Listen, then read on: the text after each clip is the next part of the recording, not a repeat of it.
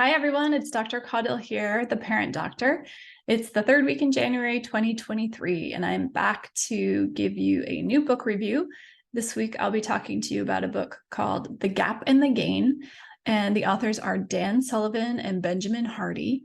And Dan Sullivan is a business coach. He has a business called Strategic Coach, where he guides entrepreneurs into building their businesses. And Dr. Benjamin Hardy is a psychologist and writer who has paired with Dan to write this book and another called Who Not How, both of which have been very well received.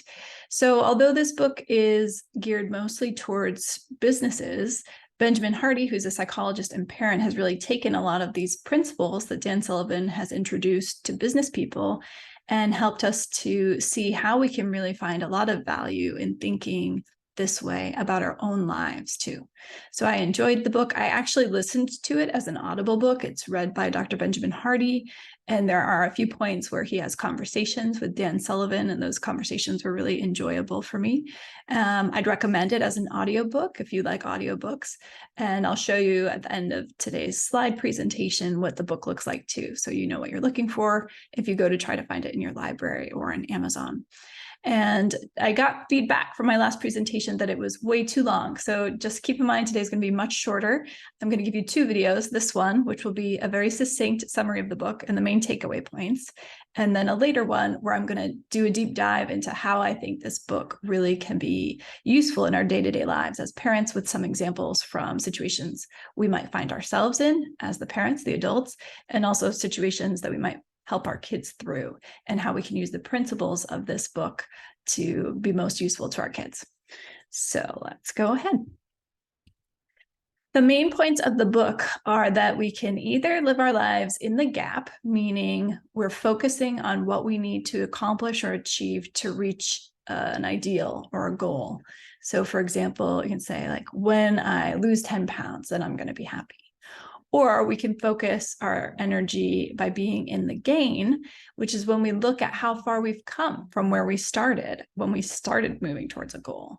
And we can think about the progress that we've made and focus on the process and effort that's getting us closer to our goal. So for example, in the weight loss example above, you can think to yourself, I went to the gym twice this week. I'm doing great and I feel great.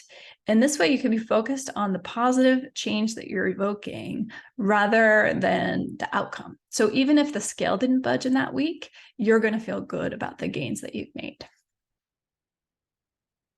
So when we're in the gap, this leads us to ultimately feel more negative feelings like pain and fear, avoidance, anger, bitterness, or blaming others or blaming external forces for why we're not where we want to be. Whereas when we practice being in the gain, it helps us to feel like we're always winning. The real beauty of being in the gain and this mindset shift is that nothing can take you away from the fact that you are progressing towards your goals. And so you're winning no matter what, even when things don't come out the way you expected, or even when they seem like a setback, you've learned something, and that therefore brings you closer to your goal.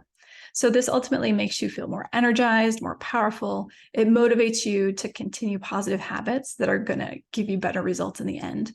And it makes you immune to criticism. You're no longer going to feel failure because there's no such thing.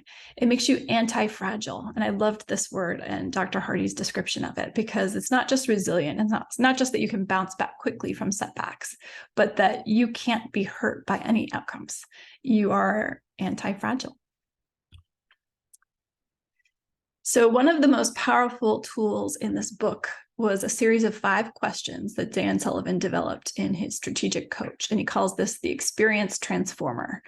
And the first question is to think about the experience and ask yourself, what about this worked? So think about an event or something that's happened to you, and even if it didn't go like you wanted, or even if the outcome wasn't what you wanted, you can ask yourself, okay, what went well? And then what usefulness can I gain from this experience that will improve my future? Then ask, what can you learn about what you don't want from this experience? Because that's a very powerful thing to know. Knowing what you don't want, the outcomes that you don't want to seek anymore, is very much a step on the way to getting closer to what you do want. And then the fourth is knowing what you know now. because of this experience, how will you approach your future differently? So again, how do you learn from this experience, and how do you let it direct you in a better and different way? And the fifth is, what about this experience are you grateful for? So reframing an experience in gratitude is extremely powerful in helping us to no longer be bothered by past experiences that didn't go the way we wanted, or that were sad or heartbreaking. Instead, helping us feel thankful that they got us to where we are now, and for the things that have followed in our life. So Dan Sullivan talks about always measuring backwards. This is key to staying in the game. And there were a couple quotes that I found really helpful in this book. The first is from Ernest Hemingway, and it's, "There's nothing noble in being superior to your fellow man. True nobility is being superior to your former self." And the second is from Teddy Roosevelt, "Comparison is the thief of joy."